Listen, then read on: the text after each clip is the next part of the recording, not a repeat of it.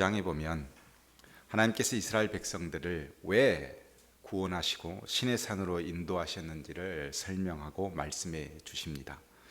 5절 6절에 이렇게 말씀하십니다. 너희는 모든 민족 중에서 내 소유가 되겠고 너희가 내게 대하여 제사장 나라가 되며 거룩한 백성이 되리라.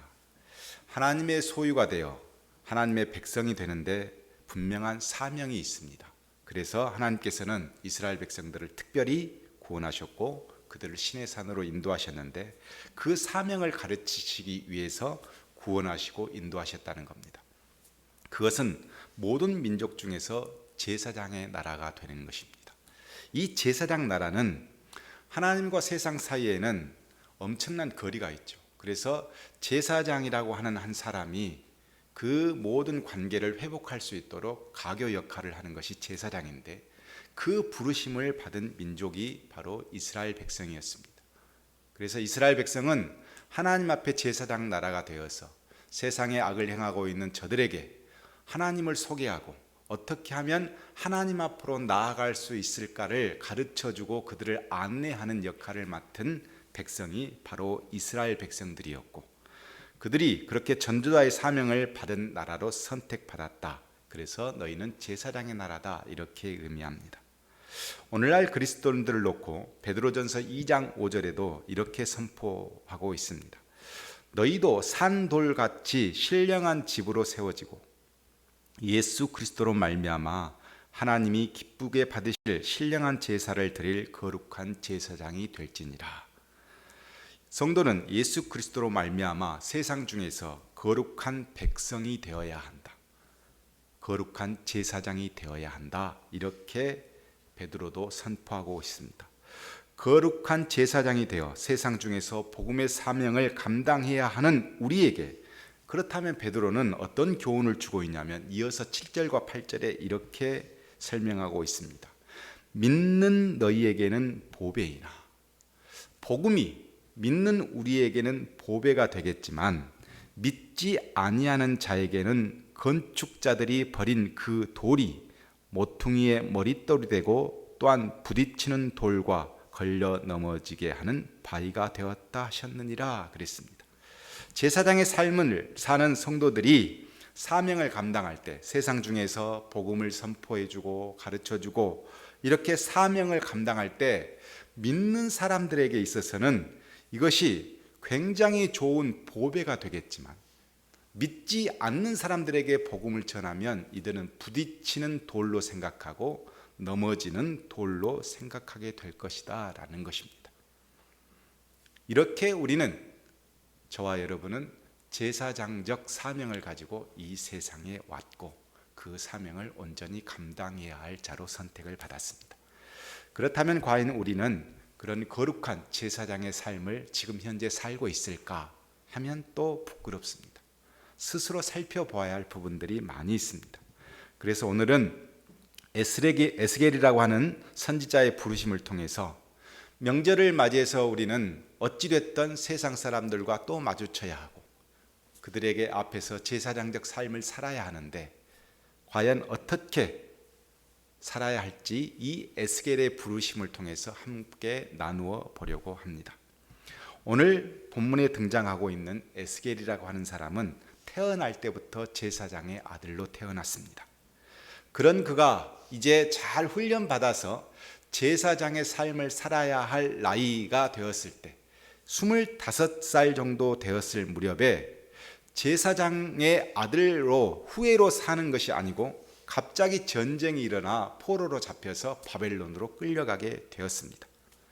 바벨론에 끌려가 그발 강가 포로민들이 살고 있는 집단촌에 들어가서 이제 생을 살고 있을 때 한 5년 정도 이제 익숙해질 만한 나이가 되어서 30세가 되었을 때 하나님께서 그를 예언자로 부르셨습니다.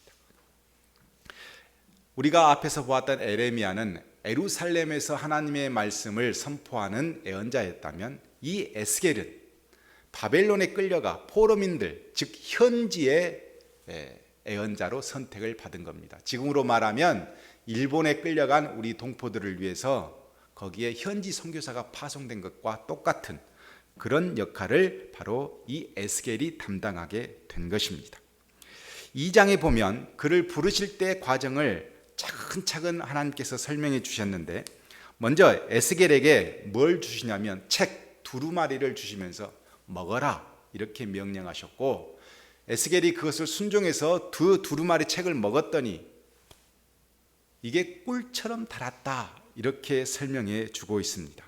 하나님의 말씀에 순종하면 꿀처럼 단 역사가 있죠.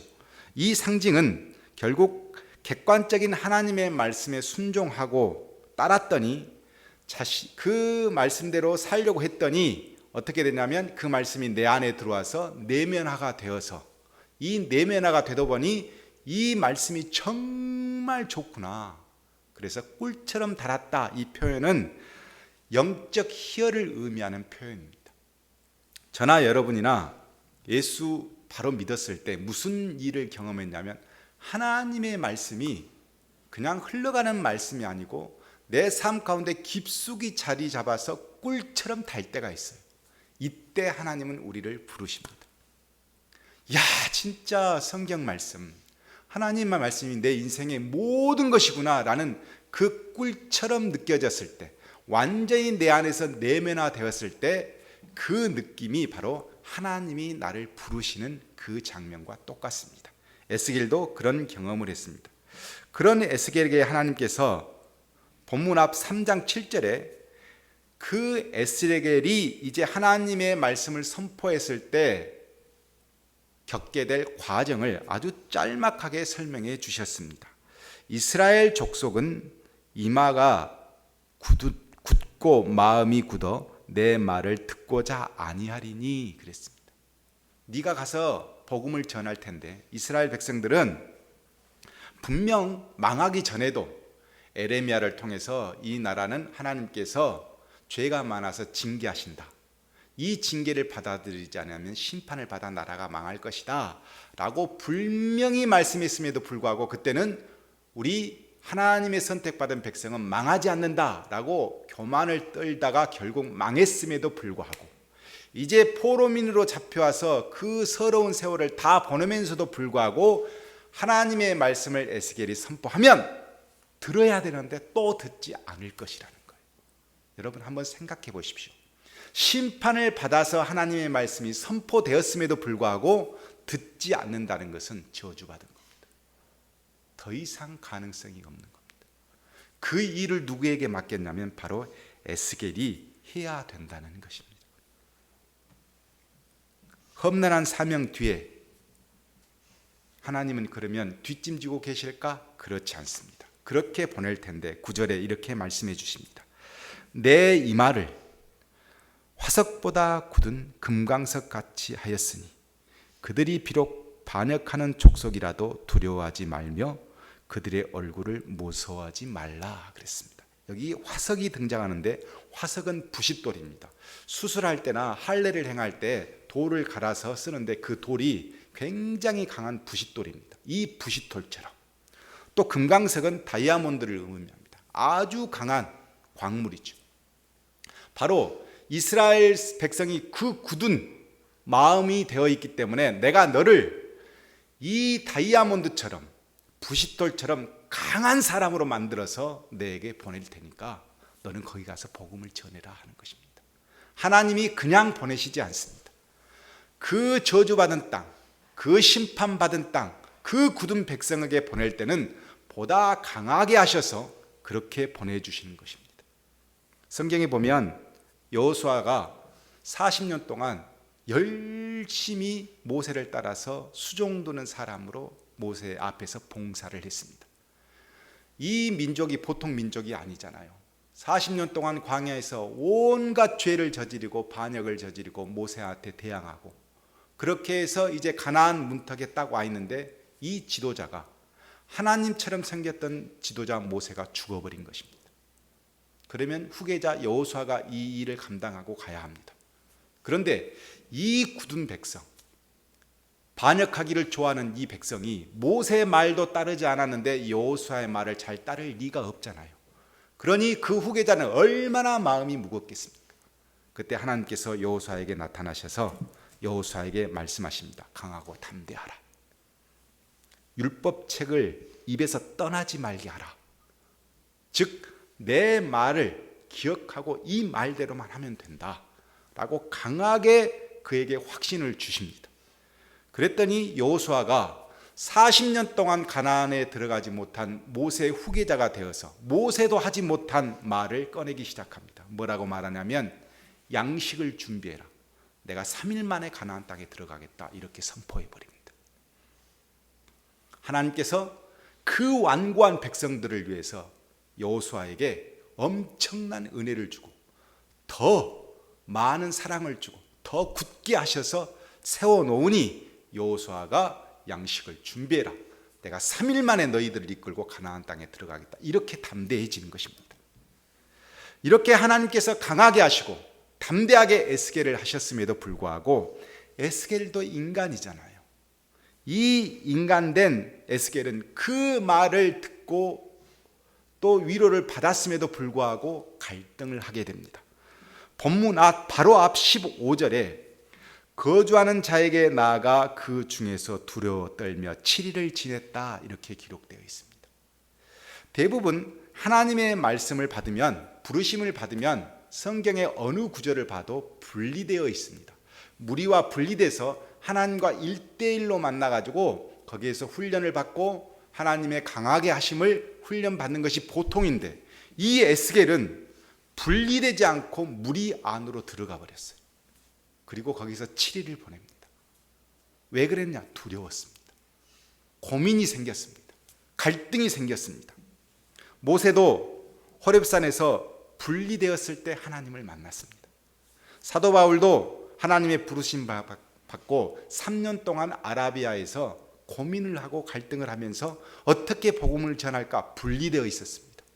예수님도 광야에서 분리되어서 마귀에게 시험을 받고 이기시고 그 다음 또 사역을 시작하십니다. 이 분리의 과정이 있는데 에스겔은 너무도 두렵고 충격을 받아서 무리 안으로 들어가 버렸습니다. 분리되지 못했습니다. 그리고 7일을 갈등하고 고민을 했습니다. 그리고 나서 하나님의 은혜를 받고 에스겔은 드디어 하나님 앞에서 충분히 7일 동안 내면화된 그 말씀을 가지고 섰습니다. 그때 오늘 본문 17절에 하나님께서 에스겔에게 사명을 주십니다. 인자야, 내가 너를 이스라엘 족속의 파수꾼으로 세웠으니 너는 내 입의 말을 듣고 나를 대신하여 그들을 깨우치라 그랬습니다. 에스겔은 하나님 앞에 파수꾼으로 부르심을 받았습니다. 이 파수꾼의 사명은 잘 우리가 살펴보면 오늘날 주님께서 먼저 된 제자들에게 주신 사명과 일치하기 때문에 바로 저와 여러분이 주님 앞에서 파수꾼으로 부름받았다고 생각하면 이 파수꾼의 사명은 에스겔의 사명이 아니라 우리의 사명이라는 것을 우리는 쉽게 이해할 수 있습니다. 하나님은 파수꾼의 사명을 에스겔에게 주시면서 크게 두 가지로 나누어서 설명을 해 주십니다. 먼저는 악인에게, 그리고 나중에는 의인에게. 네가 두 가지 사명을 구분해서 해야 될 텐데 먼저 악인에게 이렇게 말씀을 해 주십니다. 18절과 19절에 이 악인은 어떤 사람이냐면 하나님의 말씀을 선포해도 우습게 여기고 전혀 듣지 않고 경고에도 귀 기울이지 않는 그야말로 심판받아도 마땅한 사람들을 악인이라고 합니다. 이 악인에게 18절부터 19절에 내가 즉 에스겔이 깨우치지 아니하거나 말로 악인에게 일러서 그의 악한 길을 떠나 생명을 구원하게 하지 아니하면 그 악인은 그 죄악 중에서 죽으려니와 내가 그의 핏값을 즉 에스겔의 손에서 찾을 것이고 내가 에스겔이 악인을 깨우치되 그가 그의 악한 마음과 악한 행위에서 돌이키지 아니하면 그는 그의 죄악 중에서 죽으려니와 너는 즉 에스겔 너는 내 생명을 보존하리라 이렇게 하나님께서 말씀해 주셨습니다. 파수꾼의 사명을 받은 에스겔이 현장에 갔더니 하나님의 말씀을 전혀 듣지 않을 악인들이에요. 그래서 에스겔이 이 사람들은 내가 하나님의 말씀을 선포해도 전혀 듣지 않을 악인들이구나 라고 생각해서 말씀을 전하지 않아 버려요. 선포해도 아무 소용이 없으니까. 그러면 이 사람들은 결국 이 악인은 죽게 될 거라는 거예요. 근데 죽는데 그냥 죽는 것이 아니라 그 핏값을 누구에게 찾냐면 에스겔 너에게 찾겠다는 겁니다. 네가 선포하지 않아서 죽었다는 거예요. 반면 그 악한 사람이 에스겔이 선포를 했더니 하나님의 말씀을 듣고도 깨우치지 않고 스스로 그 행위를 돌이키지 않아서 이 사람이 죽었어요.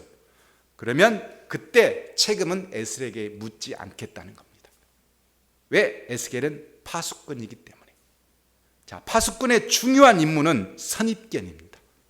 내가 생각해서 이 사람은 악인이니까 내가 아무리 복음을 이야기하고 하나님 나라를 이야기해도 전혀 들을 만한 사람이 아니다. 악인이니까. 그런데 이 악인이 그렇게 파수꾼의 사명을 다 듣지 못하고 죽었으면 그 핏값은 파수꾼에게 찾겠다는 겁니다. 파수꾼은 본 그대로, 들은 그대로 전달해야지 선입견을 가지고 있으면 안 된다는 겁니다. 하나님은 에스겔을 이미 화석이나 금강석 같이 강하게 해 주시겠다고 약속했습니다. 그 사람들이 듣든 듣지 않든 파수꾼으로서 본 그대로를 선포해야 되는데 그렇게 강하게 만들어 주셨으니까 그렇게 당연히 선포해야 되는데 선입견을 가지고 하지 않으면 문제가 된다는 겁니다. 바울은 디모데후서 4장에 보면 자신이 세운 파수꾼 디모데에게 이런 교훈을 남깁니다. 너는 말씀을 전파하라. 때를 얻든지 못 얻든지 항상 힘쓰라. 범사에 오래 참음과 가르침으로 경책하며 경계하며 권하라. 때가 이르리니 사람이 바른 교훈을 받지 아니하며 귀가 가려워서 자기의 사욕을 따라 스승을 많이 두고 또 그 귀를 진리에서 돌이켜 허탄한 이야기를 따르리라. 그러나 너는 모든 일에 신중하여 고난을 받으며 전도자의 일을 하며 내 직무를 다하라 그랬습니다. 바울 시대에도 마찬가지였습니다. 이 시대도 마찬가지입니다. 분명 사람들은 악해서 다른 세상 사람들을 스승으로 두고 그 말을 따르게 될 것입니다. 그들은 악하기 때문에 그렇습니다. 그러나 전도자로 부름을 받은 파수꾼으로 부름을 받은 우리는 영적인 선입견을 버려야 합니다. 저 사람은 도저히 절대로 차라리 심판받아야 마땅할 사람이다 라고 우리가 파수꾼인 우리가 먼저 선점해버리고 선입견을 가지고 있으면 그 사람은 하나님 앞에 죽을 것이 당연합니다. 그러나 그 핏값은 우리가 져야 합니다. 왜? 전하지 않았기 때문에. 파수꾼의 눈을 주신 하나님 앞에서 우리는 파수꾼의 의무를 다하지 않았기 때문에 그렇다는 것입니다. 파수꾼은 악인에게 사명을 다 받았지만 악인에게만 받은 것은 아닙니다. 의인에게도 받았습니다. 20절에 보면 하나님의 말씀에 순종하지 못하고 변절돼 버린 이 의인들이 있습니다. 이 의인들에 대해서 20절에 이렇게 설명합니다. 의인이 그의 공의에서 돌이켜 행할 때에는 이미 행한 그 공의는 기억할 바 아니라 내가 그 앞에 거치는 것을 두면 그가 죽을지니 이는 내가 즉 에스겔이 그를 깨우치지 않음이니라 그랬습니다. 자, 먼저 의인이 있는데 이 의인이 변절되는 과정을 하나님께서 설명해 주셨습니다. 먼저 공의를 돌이킨다 그랬습니다. 하나님의 공의가 있는데 거기에서 모른 척 눈을 살짝 돌려버립니다. 지금까지는 하나님의 의대로 살았던 이 사람이 하나님의 의대로 살아도 안 되겠거든요. 그러니까 살짝 고개를 돌려버립니다. 돌려버리는 것으로 끝나지 않고 그 다음 단계가 뭐냐면 악을 행합니다. 악을 행할 때에는 그렇게 나와 있어요. 이제는 돌리고 나서 오히려 하나님께서 악하다 하신 일들을 하고 다니기 시작합니다. 누가? 의인이, 믿는 성도가. 그때 하나님께서 어떻게 하시냐면 그 앞에 거치는 것을 두면, 거치는 것, 이것은 원문에는 장애물, 또 마음에 꺼리는 것, 이것을 두면 그가 그 말을 듣고 하나님 앞에 회개하면 살 것이지만 그러나 그것을 회개하지 않으면 그도 죽는다는 겁니다. 그런데 이 거치는 것을 두는 것을 누가 하냐면 바로 파수꾼이 하는 겁니다. 파수꾼이 그 사명을 감당해야 하는데 그것을 하지 못하면 이 사람은 죽을 수밖에 없다는 겁니다. 성경에 보면 사무엘의 스승인 엘리 제사장이 성경에 등장합니다. 이 엘리 제사장의 아들 2명이 있었는데 이 아들들이 처음에는 어떻게 하냐면 하나님의 공의를 행하지 않습니다. 슬쩍 고개를 돌려버리더니 나중에는 어떻게 하냐면 이제 죄를 짓기 시작합니다. 본격적으로 죄를 짓습니다. 이때 그 사명에 눈에 들어온 파수꾼을 감당한 사람이 누구였냐면 바로 아버지 엘리였습니다. 엘리가 뭐라고 이야기하냐면 아들들에게 여호와께 범죄하면 누가 그를 위하여 간구하겠느냐라고 하면서 충고를 했을 뿐 단호하게 그들이 죄에서 떠나도록 하지를 못했습니다. 결국 엘리 제사장의 아들들은 하나님의 심판으로 죽음을 맞이하고 그 죽음의 소식을 들은 엘리 제사장은 의자에 누워있다가 목이 부러져서 죽고 맙니다. 중요한 것은 거치는 도를 사명자를 통해 의인에게 주어졌다는 것이 중요합니다. 이 거치는 것이 뭐냐면 마지막 하나님이 그 의인에게 준 경고였습니다. 그런데 이 경고를 누가 하냐면 바로 파수꾼이 하나님의 입술을 대신해서 경고를 주는 것입니다. 하나님의 말씀을 파수꾼을 통해서 받은 이 의인이 깨우치면 그도 살고 에스겔도 살지만 만약 에스겔이 전한 그 복음을 이스라엘 백성이 듣지 않으면 에스겔은 살지만 이스라엘 백성은 죽습니다. 마태복음 16장에 예수님께서 베드로에게 이런 말씀을 하십니다. 내가 이 반석 위에 내 교회를 세우리니 음부의 권세가 이기지 못하리라. 내가 천국 열쇠를 내게 주노니 내가 땅에서 무엇이든지 매면 하늘에서도 매일 것이요 내가 땅에서 무엇이든지 풀면 하늘에서도 풀리리라 그랬습니다.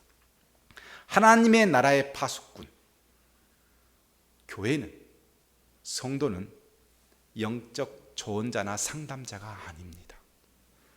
천국 열쇠를 받은 음부의 권세를 이길 천국의 열쇠를 하나님으로부터 위임받은 사람들입니다. 단순히 영적 조언자나 상담자로 우리가 파송된 것이 아닙니다. 우리는 하나님의 천국 열쇠를 받아 그들에게 복음을 전하고 하나님의 뜻을 전하는 파수꾼으로 임명을 받은 것입니다. 왜 하나님께서 말씀을 우리 안에 주셔서 꿀처럼 달게 말씀을 만들어 주셨을까요? 왜 은혜를 받고 이 말씀이 이렇게 달까 하면서 우리에게 은혜를 주셨을까요? 파수꾼의 사명을 감당하기 위해서 은혜를 주신 겁니다. 왜 하나님께서 우리가 담대하고 굳은 금강석처럼 광물이 완벽한 그 강한 광물처럼 우리를 도우실까요? 파수꾼의 사명을 감당하기 위해서 그렇게 하신 것입니다. 파수꾼의 사명을 감당하는 우리는 천국 열쇠를 가진 하나님이 우리에게 주신 권위자입니다. 우리는 권위자로서 하나님이 성을 지키는 하나님의 성을 완수해야 하는 그런 파수꾼으로 우리는 항상 저들을 관찰하고 그리고 그 임무 앞에 서 있는 것입니다. 말씀을 마치려고 합니다. 고린도전서 9장에 보면 바울이 이런 고백을 합니다. 내가 복음을 전할지라도 그것이 나에게 자랑거리가 될 수 없습니다. 나는 어쩔 수 없이 그것을 해야만 합니다. 내가 복음을 전하지 않으면 나에게 화가 미칠 것입니다. 그럽니다. 바울은 자신을 뭐로 생각했냐면 파수꾼으로 생각한 겁니다. 내가 복음을 전하고 싶어서 전하는 것이 아니고 하나님이 나를 파수꾼으로 세웠다. 그래서 파수꾼이 그 하나님의 어떤 경고나 메시지를 받고 그대로 그냥 영적 어떤 선입견이 있어서 입을 닫아버리면 하나님은 나에게 징계하실 것이다. 그래서 나는 복음을 전할 수밖에 없는 그런 존재로 부르심을 받았다. 이렇게 자신을 설명합니다. 그러면서 파수꾼으로 사는 그 자신이 어떤 삶을 살았는가를 그 다음 소개합니다. 19절부터 보면 이렇게 이야기합니다. 나는 어느 누구에도 얽매이지 않는 자유로운 몸이지만 많은 사람을 얻으려고 스스로 모든 사람의 종이 되었습니다. 우리 유대 사람들에게는 유대 사람을 얻으려고 유대 사람같이 되었습니다. 율법 아래에 있는 사람에게는 내가 율법 아래에 있지 않으면서도 율법 아래에 있는 사람을 얻으려고 율법 아래에 있는 사람같이 되었습니다. 율법이 없이 사는 사람들에게는 내가 하나님의 율법이 없이 사는 사람이 아니라 그리스도의 율법 안에서 사는 사람이지만 율법 없이 사는 사람들을 얻으려고 율법 없이 사는 사람같이 되었습니다. 믿음이 약한 사람에게는 약한 사람을 얻으려고 약한 사람이 되었습니다. 나는 모든 종류의 사람에게 모든 것이 다 되었습니다. 그것은 내가 어떻게 해서든지 그들 가운데서 몇 사람이라도 구원하려는 것입니다. 나는 복음을 위하여 이 모든 일을 하고 있습니다. 그것은 내가 복음의 복이 동참하기 위함입니다. 이렇게 기록해 놓았습니다. 파수꾼으로 부름받은 바울을 모든 사람 앞에서 자신은 자유로운 사람이지만 종이 되었습니다. 명절에 이런저런 사람 만나면서 얼마나 짜증나는 말을 많이 듣는지 모릅니다. 그럼에도 불구하고 그들과 함께 그 말들을 소화하고 그 말들을 들어주고 그 사람들을 위로하고 그 옆에 있어야 하는 이유는 우리가 파수꾼이기 때문에 그렇습니다. 그리스도 안에서 우리는 자유롭습니다. 그럼에도 불구하고 세상 중에 여러분은 종이 되셔야 합니다. 그렇게 되면 하나님은 여러분을 금강석처럼 강하게 해주실 것입니다. 하나님의 말씀을 모르는 저들에게 파수꾼의 사명을 다하기 위해서 바울처럼 종이 되어 지혜롭게 행동하십시오. 유대인들에게는 유대인처럼, 율법을 모르는 사람에게는 율법을 모르는 사람들처럼, 율법을 중요하게 생각하는 사람에게는 율법을 중요한 사람이 되어서 지혜롭게 되어서 여러분의 파수꾼의 사명을 잘 완수하기를 원합니다. 그렇게 하기 위해서 우리는 노력하겠지만 그렇게 하면서 우리에게 얻어지는 것은 복음을 전하는 그 복이, 그 희생이, 그 봉사가 그리스도 안에서 크기 때문에 그렇습니다. 여러분의 가정과 여러분이 복음을 전하는 그 복 안에서 참 기쁨과 참 위로와 참 평안을 얻으시고 금강석처럼 강해지는 그런 한 주간이 되기를 주의 이름으로 축복합니다.